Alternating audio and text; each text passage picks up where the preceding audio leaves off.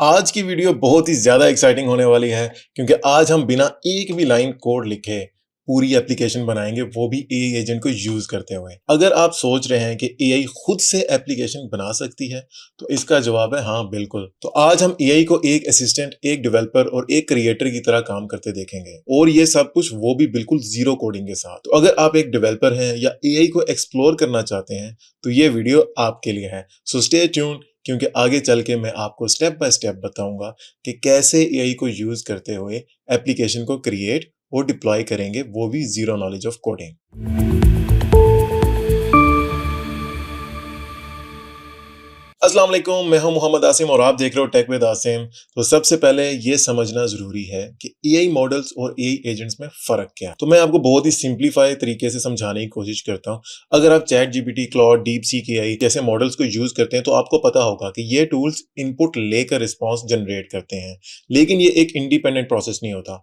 AI models basically set of algorithm, जो आसान अल्फाज में हम बात करें तो सेट ऑफ कोड है जिसको हम एक स्पेसिफिक डाटा प्रोवाइड करते हुए ट्रेन करते हैं for analysis and for predictions. लेकिन एआई एजेंट्स एआई मॉडल से बिल्कुल डिफरेंट हैं, क्योंकि AI agents automatically actions perform कर सकते हैं, डिसीजन मेकिंग कर सकते हैं और step by step task complete कर सकते हैं, वो भी ऑटोनोमसली। मतलब वो यूजर की इनपुट के बगैर ही सब काम कर सकते हैं जिसके लिए उनको बनाया गया है। मतलब अगर आपने एक वेब एप्लीकेशन बिल्ड करनी है, एआई एजेंट सिर्फ कोड लिखने का सजेशन नहीं देगा, बल्कि पूरी की पूरी एप्लीकेशन का स्ट्रक्चर, डिजाइन, टेस्टिंग और इवन के डिप्लॉयमेंट तक कर सकता है। तो मेरे ख्याल में तो आगे का जो फ्यूचर है ना, वो एआई मॉडल से ज्यादा एआई एजेंट्स का होने वाला है। अगर आपने मेरी पिछली वीडियो देखी हो तो आपको याद होगा कि मैंने आपको बताया था कि मैं एक एआई एजेंट क्रिएट कर रहा हूं अपनी लोकल मशीन पे, जो कि कोड जनरेशन से लेकर डिबगिंग और टेस्टिंग तक कर सकेगा, और उसमें मैं डीप सीक एआई के मॉडल को यूज कर रहा हूं। लेकिन ये करना वो भी लोकली मशीन पर पॉसिबल नहीं हो पा रहा, इवन कि मैं डीप सीक का बिल्कुल बेसिक 1.5B वाला मॉडल यूज कर रहा हूं। असल में इशू ये होता है कि अगर आप बहुत ही बेसिक एआई मॉडल यूज करते हो तो आपको एक्सपेक्टेड रिस्पॉन्स नहीं मिलता।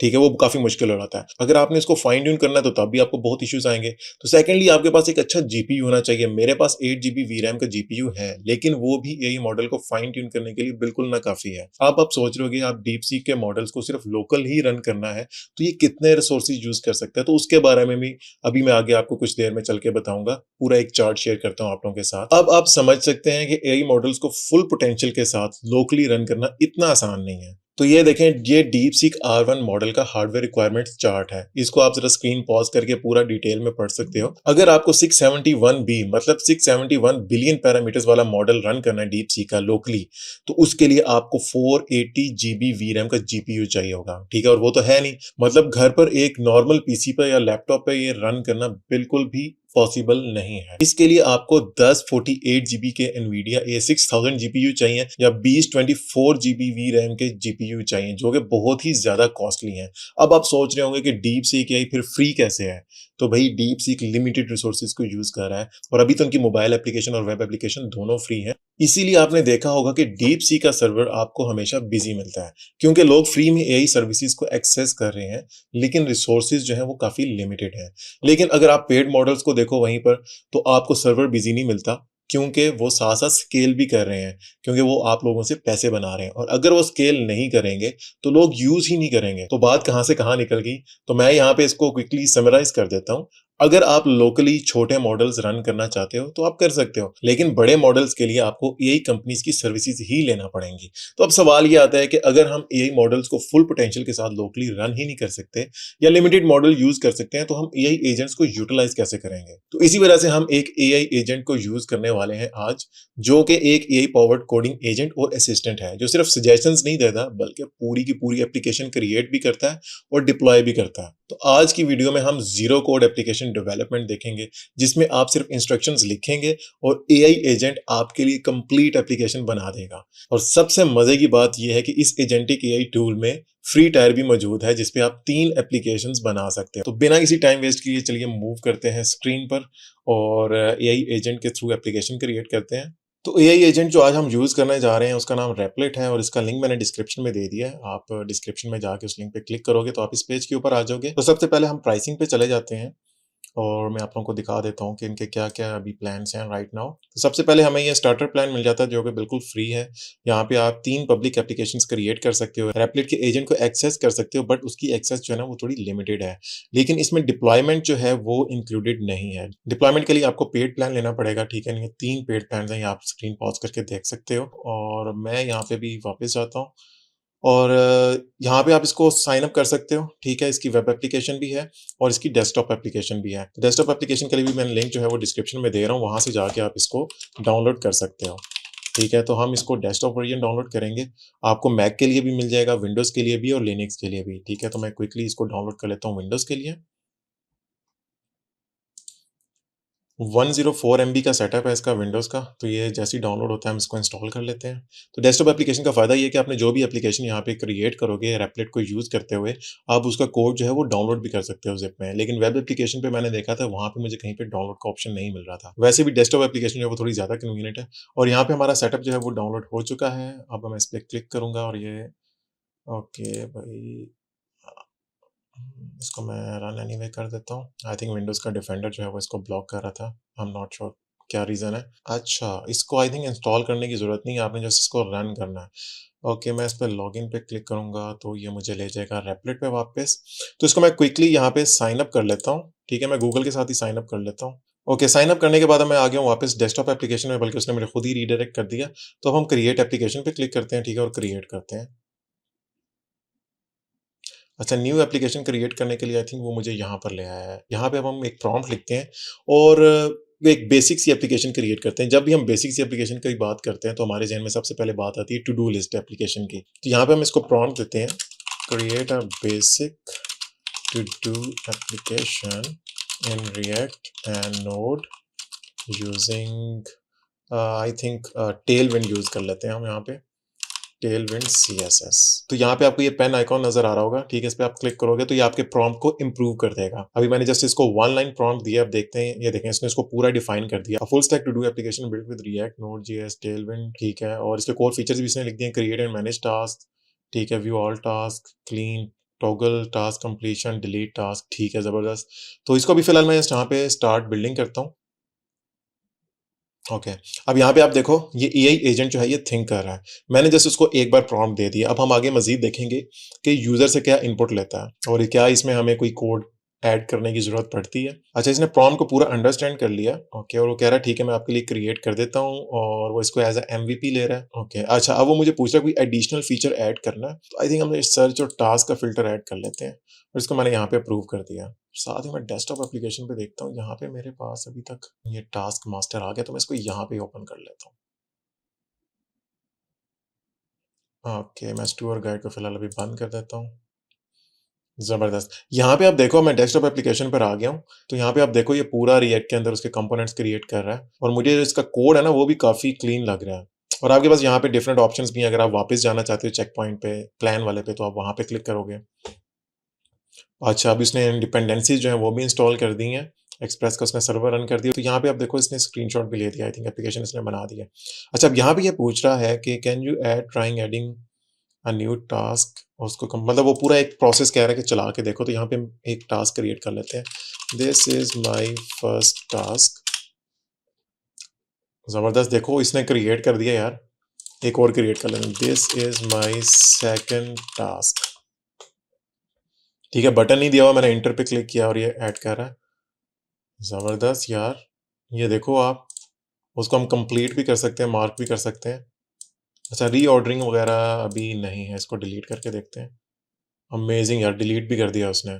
अच्छा, अब यहाँ पे ये मेरे से पूछ रहा है कि भाई डेटाबेस ऐड करना है या नहीं करना। तो मैं यहाँ पे इसको कह देता हूँ मे बी लेटर। फिलहाल अभी मैं डेटाबेस इसको कहता हूँ मुझे नहीं चाहिए, लेकिन आप चाहो तो यहाँ पे डेटाबेस भी इसको ऐड कर सकते हो। तो यहाँ पे हम इसको रिस्पॉन्स दे देते हैं, yes everything is working as expected. और यहाँ पे हम इसको बता देते हैं हमने डेटाबेस नहीं यूज़ करना, तो आप रिडक्स और लोकल स्टोरेज यूज़ कर लो। I want you to use Redux and local storage instead of database। ठीक है, तो डेटाबेस इसलिए मैं यहाँ पे यूज़ नहीं कर रहा क्योंकि रिसोर्सेज काफ़ी लिमिटेड हैं, तो ये ना हो कि हमारी एप्लीकेशन दरमियान में ही रह जाए। तो अब यहाँ पे देखो उसने एग्जिस्टिंग कोड को मॉडिफाई कर दिया, ठीक है। ये देखो ये रिडक्स का उसने स्लाइस भी क्रिएट कर दिया, ठीक है। देखो उसने सारा कोड जो है वो चेंज कर दिया और सर्वर को रीस्टार्ट कर दिया। सारी चीज़ें आपको लेफ्ट साइड पे ना प्रोसेस बता भी रहा होता है कि मैं इस वक़्त क्या कर रहा हूँ। तो ये अब इसने बना दिया, अब कह रहा है टेस्ट करके बताओ कि वो परसिस्ट हो रहा है कि नहीं हो रहा है। दोबारा बना लेते हैं, this is my first task, ठीक है। और यहाँ पे देखो यार इसने नोटिफ़िकेशंस भी दे दिए हैं यहाँ पे, ठीक है। और मतलब मुझे सक्सेस नोटिफ़िकेशन भी मिल रही है। This is my second task, amazing, seamless process है। इसको मैं डिलीट करता हूँ, सेकंड टास्क, ठीक है। Yes it's working fine. यार यहाँ पे आप देखो, अगर यही एप्लीकेशन बेसिक सी, बहुत ही बेसिक एप्लीकेशन है, बट स्टिल अगर आपको यहाँ पे क्रिएट करनी पड़ती, तो मैंने विद इन 2 मिनट्स जो है ये एप्लीकेशन क्रिएट करवा ली ऐसे ये एजेंट से। लेकिन अगर हम खुद एज अ डेवलपर अगर क्रिएट करने लगेंगे तो हमें 1 घंटा तो कहीं नहीं गया, ठीक है। कम से कम 1 घंटा हमें लगेगा। अच्छा ये देखो यहाँ पे डेस्कटॉप एप्लीकेशन का फायदा ये है कि आपको नोटिफिकेशन भी आ रही है, ठीक है। वो कह रहा है भाई मैंने सक्सेसफुली सब कुछ इंप्लीमेंट कर दिया है, तो कुछ और आप लोगों ने इंप्लीमेंट करना है, कोई और फीचर डालना है, तो यहाँ पे हम कह देते हैं ड्रैग एंड ड्रॉप कर दो, ठीक है। ये हम एक नया फीचर इसमें ऐड करवा लेते हैं कि हम टास्क जो है ना थोड़ा सा सॉर्ट आउट भी कर सकें। अच्छा उसके लिए इसने एक लाइब्रेरी इंस्टॉल की है। देखो अब इसको ये भी पता है मुझे कौन सी लाइब्रेरी इंस्टॉल करनी है ड्रैग एंड ड्रॉप के लिए।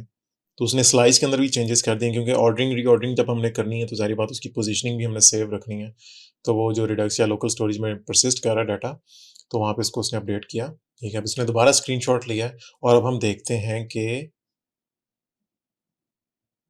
और ये देखो यहाँ पे मैंने जो पिछला टास्क क्रिएट किया था, तो अब हम रिडक्स और लोकल स्टोरी यूज़ कर रहे हैं, तो ये स्टिल यहाँ पे परसिस्ट है, मतलब ये गायब नहीं हुआ, यहाँ पे डिलीट नहीं हुआ। This is my third task, ठीक है। और एक और ऐड कर लें, this is my fourth task, ठीक है। अब यहाँ पे हम इसको अगर रीऑर्डर करें कि फोर्थ टास्क मेरा सबसे ऊपर चला जाए, तो यहाँ पे यार आप देखो कितने कमाल तरीके से ये रीऑर्डरिंग भी हो रही है, ठीक है। तो यार दिस इज़ अमेजिंग। अच्छा अब हम एक काम करते हैं, इसको कहते हैं कि भाई मोबाइल एप्लीकेशन के लिए इसको रिस्पॉन्सिव कर दे और थोड़ा सा कलर स्कीम ऐड करें, ठीक है। Yes everything is working as expected, I want you to add some colour theme, it should also be mobile responsive. Message को देख रहा है और यहाँ पे उसने बता दिया, ठीक है भाई मैं थीम को थोड़ा इनहेंस कर देता हूँ, एप्लीकेशन को भी फुली रिस्पॉन्सिव बना देता हूँ। ओके, ज़बरदस्त यार। और यहाँ पे देखो इसने कलर्स वगैरह ऐड कर दिए हैं कुछ थीम्स फाइल में, और होम कंपोनेंट में भी इसने ऐड कर दिए हैं। तो यार this is amazing, completely amazing. तो अब आप सोच रहे होगे भाई क्या एआई एजेंट्स जो हैं वो डेवलपर्स की जॉब खा लेंगे? तो उसकी तरफ भी आते हैं, बस ये थोड़ी-सी एप्लीकेशन हमारी कंप्लीट हो जाए। ओके, तो यहाँ पे आप देखो उसने यूआई थोड़ा-सा क्लीन कर दिया है, ठीक है। आप देखो पहले हमारे पास ड्रैग एंड ड्रॉप का जो साइन था वो बाय डिफ़ॉल्ट आ रहा था, बट अब तब आ रहा है जब मैं इसको हॉवर कर रहा हूँ, ठीक है। इसने रेडियो बटन्स थोड़े से बेहतर कर दिए हैं, पहले स्क्वायर शेप में था, अब राउंड शेप में है। तो I think this this is amazing, और इसने रिस्पॉन्सिव भी कर दिया है। वही यहाँ पे हम एक और काम करते हैं, इसको कहते हैं कि भई मुझे डार्क मोड भी चाहिए। I want you to add a button to switch between dark mode and light mode, ठीक है। अच्छा यहाँ पे मेरे से टाइपो भी हो गई है, अब ये भी देख लेते हैं भाई ये टाइपो को हैंडल करता है, समझ पाता है या नहीं पाता। ज़बरदस्त हो गया यार, उसने समझ लिया इसको। कह रहा ठीक है मैं ऐड कर देता हूँ भाई। तो यहाँ पे उसने थीम्स के अंदर कुछ चेंजेस कर दिए हैं। दिस इज़ अमेजिंग यार, विदिन फ्यू मिनट्स उसने पूरी की पूरी एप्लीकेशन बना दी है। अच्छा अब यहाँ पे आप देखो, इसने मुझे ये फ्री टायर हम यूज़ कर रहे हैं, तो यहाँ पे बता दिया भई you have used 50% of your starter plan, ठीक है। इसलिए मैं कह रहा था कि डेटाबेस वगैरह ऐड नहीं करना, क्योंकि फिर बहुत ज़्यादा उसमें इंटरेक्शन हो जाएगी, तो ये ना हो कि हम एप्लीकेशन ही ना क्रिएट कर पाएँ। बट यहाँ पे उसने कहा कि मैंने ऐड कर दी। ओह भई यहाँ पे देखो आप, कमाल कर दिया यार इसने, ये देखो सही से इसने इम्प्लीमेंट किया है, और इसने डार्क मोड में देखो इसने कलर भी जो है ना थोड़े से एडजस्ट कर लिए हैं। ज़बरदस्त यार, ज़बरदस्त। तो यहाँ पे अब वो पूछ रहा है भाई कोई और नया फीचर इम्प्लीमेंट करना है, तो यहाँ पे हम इसको करते हैं स्टॉप, और यहाँ पे अगर आप अपनी एप्लीकेशन पे क्लिक करोगे ना, टास्क मास्टर किसने एक नाम से एप्लीकेशन क्रिएट की थी, तो यहाँ पे आप इसका नाम भी चेंज कर सकते हो, ठीक है। यहाँ पे आप इसका आइकॉन वगैरह लगा सकते हो, कवर इमेज लगा सकते हो, और ये देखो डिप्लॉय योर एप्लीकेशन का यहाँ पे आ रहा है, ठीक है। यहाँ पे अगर मैं क्लिक करता हूँ, तो ये देखो यहाँ पे आपको अपग्रेड करना पड़ेगा प्लान, ठीक है। ये एजेंट ने खुद ही बता दिया भाई कौन सा बेस्ट प्लान है आपके लिए डिप्लॉयमेंट का। तो आप इस पे क्लिक करोगे, प्लान को अपग्रेड करोगे, तो then you will be able to deploy the application using Replit. उसके अलावा अगर आप यहाँ पे देखो, इस मेन्यू में आपको 2 ऑप्शंस मिल रहे हैं। आप इस एप्लीकेशन को डिलीट कर सकते हो, रीमिक्स कर सकते हो। रीमिक्स का मतलब ये है कि जैसे हमारे पास गिटहब के अंदर रिपॉजिटरीज होती हैं, आप समझ लो कि ये रेपलेट की एक रिपॉजिटरी बन गई। अगर आप इसको रीमिक्स करोगे, तो आप इसी एप्लीकेशन को एज़ अ बॉयलर कोड लेते हुए इसमें मज़ीद इम्प्लीमेंटेशंस कर सकते हो, इसमें मज़ीद फीचर्स ऐड कर सकते हो। तो मतलब आपको शुरू से टू डू लिस्ट एप्लीकेशन नहीं बनानी पड़ेगी, आपके पास ऑलरेडी एक एप्लीकेशन बनी हुई है, बट उसमें मज़ीद आप फीचर्स ऐड कर सकते हो। तो ये भी बड़ा अच्छा फीचर है रेपलेट का। अच्छा, अब हम यहाँ पे देख लेते हैं क्विकली इसकी फाइल्स वगैरह, ठीक है? आप यहाँ पर देखो, और ये पूरी फाइल्स वगैरह इसने यहाँ पे क्रिएट कर दी हैं, ठीक है? क्लाइंट के सेपरेट एक फाइल है जिसमें रिएक्ट का कोड पड़ा होगा, यस, और इसी तरह सर्वर साइड। तो इसको हम ना क्विकली ज़रा डाउनलोड कर लेते हैं। यहाँ पे अगर आप क्लिक करोगे ना मेन्यू पे, तो ये देखो यहाँ पे डाउनलोड एज़ ज़िप आ रहा है, तो इस पे मैं क्लिक करता हूँ, और ये देखो यार, इसने विदिन सेकंड्स जो है इसको डाउनलोड कर दिया, और बहुत ही छोटा है, 2.4 एमबी का है, ठीक है? इसको ओपन कर लेते हैं। तो कोड को मैंने यहाँ पे एक्सट्रैक्ट कर लिया है और इसको विजुअल स्टूडियो में ओपन किया है। तो यहाँ पे अगर आप देखो तो क्लाइंट का एक फ़ोल्डर बना हुआ है, ठीक है? इसमें पूरा रिएक्ट का कोड है, और इसी तरह से सर्वर साइड का जो है वो पूरा कोड यहाँ पे पड़ा हुआ है, और व्हाइट जो है वो एज़ अ बंडल इन्होंने यहाँ पे यूज़ किया है। तो यार आप पूरे कोड के अंदर जाके देख सकते हो। यहाँ पे हम क्विकली अगर देखते हैं कि फ्रंट एंड का कोड इसने कैसा लिखा हुआ है। आई थिंक इसने कोड जो है ना काफ़ी क्लीन और काफ़ी अच्छा लिखा हुआ है।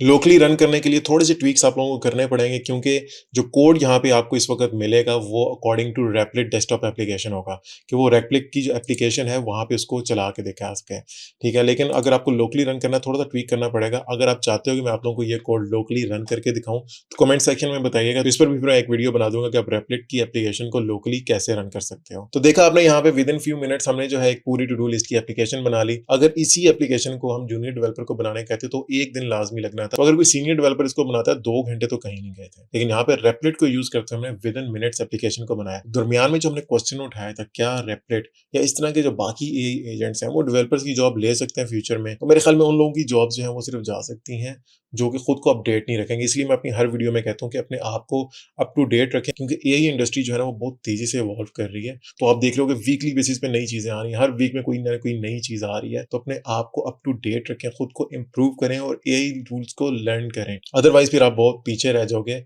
और फिर जो लोग एआई को यूज़ कर रहे हैं वो आपसे आगे निकल जाएँगे। तो उम्मीद है कि आपको आज की वीडियो बहुत पसंद आई होगी। कमेंट सेक्शन में ज़रूर बताइएगा। चैनल को सब्सक्राइब नहीं किया तो जल्दी से जाएँ, चैनल को सब्सक्राइब कर लें, बेल आइकन को दबाना मत भूलिएगा, ताकि हर आने वाली नई इन्फॉर्मेटिव वीडियो सबसे पहले आप लोगों को देखने को मिले। तो मुझे इजाज़त दीजिए, मैं आपको मिलूँगा आने वाली एक और नई वीडियो में। तब तक के लिए अल्लाह हाफ़िज़।